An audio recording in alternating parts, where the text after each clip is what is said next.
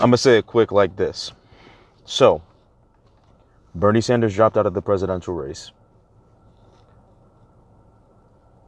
That's a sad thing. But he's a man of the people. To me, he's a man of the people. I felt that he was a little bit too soft on his opponents. If it was me, I would have been way harder on them. But, you know, Bernie Sanders has a kind heart. You know what I'm saying? So he'd rather bow out than put people in jeopardy by going to polling stations and, you know, putting themselves at risk to get the coronavirus because they would not be 6 feet apart. You know, even though I felt like they could have came up with better solutions to get people to get out and vote. You know, of course the DNC is not going to work with him to do that. So, you know, that's out of the question. But I felt like he should have been a little bit tougher.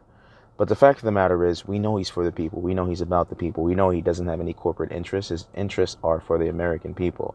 Even if you don't believe in what he believes in, he cares about you. You know? And he was the man that we don't deserve, honestly. So America, as a whole, we kind of made our choice, you know, by not being strong enough. If you were a Bernie Sanders supporter and you didn't give, you know, a lot of us gave it our all. You understand what I'm saying? I donated. And I don't mind that he takes my donations and others' donations to make sure people have health care all the way until November. You know, that's what a responsible leader does. That's what a responsible representative does. That's what someone who cares about the people does. What Bernie Sanders stands for, what he represents, is the people. But getting to Joe Biden, really? Fuck him. He doesn't deserve my vote, honestly. I'm going to say it just like that. The Democratic National Association, fuck them too. I'm going to say it straight like that. They can say, oh, fucking Trump, this and that. No, it's you, Democrats. It's you. It's you. You're the fucking problem. Because the fact of the matter is, we had somebody who could speak to all sides. You talked about how his base didn't turn out. I'm 25 years old. I voted twice. I voted for Obama, and then the second time, I couldn't vote for Bernie Sanders originally the first time in 2016 because I was an independent. I switched to a Democrat. That way I could vote for Bernie Sanders, and you guys did the same shit you did last time. Okay. Media also is responsible as well because they give Joe Biden free press like he was fucking Trump. Okay. And they kept saying, he's a viable candidate. He needed 50,000 people to stand behind him to be viable. The dude's a walking fucking zombie, basically. Seriously, he's a walking zombie. Straight up. He's going to get murdered by fucking Trump in a general election. And it won't be because of people like me who will not vote for Joe Biden, because I'm not. I don't give a fuck what you say. I'm not going to keep compromising my morals to make sure the Democrats keep getting in places where they don't deserve to be, because they still don't do what the fuck they're supposed to do when they get there. Because they have corporate interest. They're just Republican lights, honestly. Okay? Now, people like Alexandria Ocasio-Cortez, Rashida Tlaib, and so on and so forth, they've got my support. And in November, the people who have my support are the people on the down ticket, because I feel like they'll do a better job, to be totally honest. But Joe Biden as president, he can kiss my ass. Fuck him and fuck Donald Trump. And I'm going to say it straight like that. Due to the fact that a vote for Joe Biden is a vote for Donald Trump, honestly. You just fucking handed the election to Donald Trump. And I'm just telling you the truth. Excuse all my verbiage or my cursing or whatever word you want to put towards it. I really don't care. This is how I feel. The fact of the matter is, you guys messed up. The Democratic National Association, you guys messed up. You had the perfect candidate who could reach all people, right? But you blew it. You blew it. You blew it. And you can't talk about his base not turning out because, like I said, I'm 25. I voted in 2 elections. The first election that I voted in was for Obama. Like I said, the second one, they had nothing to do with precincts. It didn't matter. I voted at the library in my town originally, and then I had to vote at an elementary school this time, because you guys broke it in the precincts this time. It didn't make any sense. My brother came down from FSU, and he couldn't vote because he wasn't in Tallahassee. Because, spring break, that happened to a lot of people. Okay? They couldn't turn out to vote because They weren't in their precinct. So if they were at work and they left to go vote, they couldn't vote because then they weren't in the correct precinct. But I guarantee you a lot of Democrats didn't even pay attention to that or know that.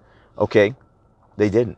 So when the polling stations are open, you know, you're thinking, okay, I get off of work at, 5. I can go right there. It's right down the streets around the corner. Da-da-da-da. No, you got to be in your fucking precinct where your house is. So if you moved to the other side of the fucking state or to the other side of the city, now you're not in the correct precinct. So automatically, that's a default win for Joe Biden. And then they turn around and say that he has that his base didn't turn out. They did turn out. They did turn out. A lot of young people turned out, and they ran into the same problem I'm talking about. And I was lucky because I didn't realize that at first, because I went to the library, right? Because that's where the original place is for us to vote. And they were like, no, you have to go to the elementary school that's 10 minutes away, 5 minutes away from the library. And literally, like, my address, it's like around the corner from the original one. So it's the same place. Like, it doesn't make a difference. I didn't move out of the city that I lived in. I literally moved around the corner. So, and everyone went to go vote at the library last time.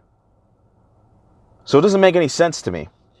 Like what's being said, that precinct thing. If you're a Democrat, if they want to do a whole party thing, if you're a Democrat, I feel like if you're American, you should be able to vote for whoever the hell you want to vote for. It doesn't matter your party affiliation. That's stupid, because what it does is it limits our choices and it locks us into a candidate that we don't really want to be a candidate. And the people that we claim are our leaders, when their actual title is representative, do whatever the fuck they want. They play games. And we allow them to because we don't have time for it. That's another big issue with Americans. We don't have time for it. We should have time for it. We should make time for it. We should study it. We should get to know it. We should learn it. We should love it, because at the end of the day, a lot of shit's being taken away from us and we're taking it for granted. And the beginning of the coronavirus epidemic or pandemic, whatever name you want to put towards it, disaster, it just began. We didn't fall off the cliff yet. We're there. We're not even hanging. We've slipped. Our fingers have just left the cliff. Probably about a millimeter or a centimeter. But we lost grip. We're fucked as a nation for a little bit. You just have no idea. It's not a joke. It's not a game. You can make fun of me all you want. You can talk down to me. You can talk shit. You can say whatever.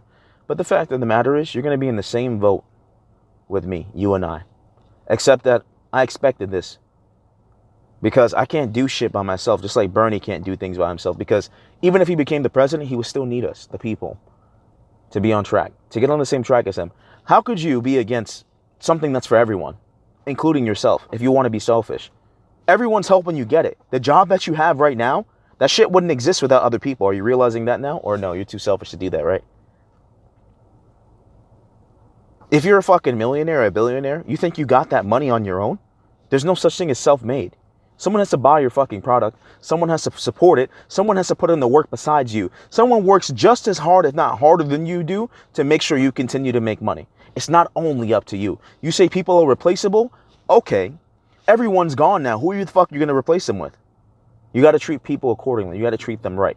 And people, you have to want to be treated right. You can't expect to look down on everyone else. Okay? That's a major problem that a lot of people have. Just because you make $5 to $10 or $100,000 more dollars than someone else doesn't mean that you're more valued than they are. Okay? Because you feel like you can do their job. Do yours and theirs then. Do every fucking job if that's how you feel. But you can't. You need other people to be in different sectors. They have different skill sets than you do. Excuse me. And every job is important. Everybody talks shit about janitors. Everyone talks shit about people who work at fast food restaurants or the help.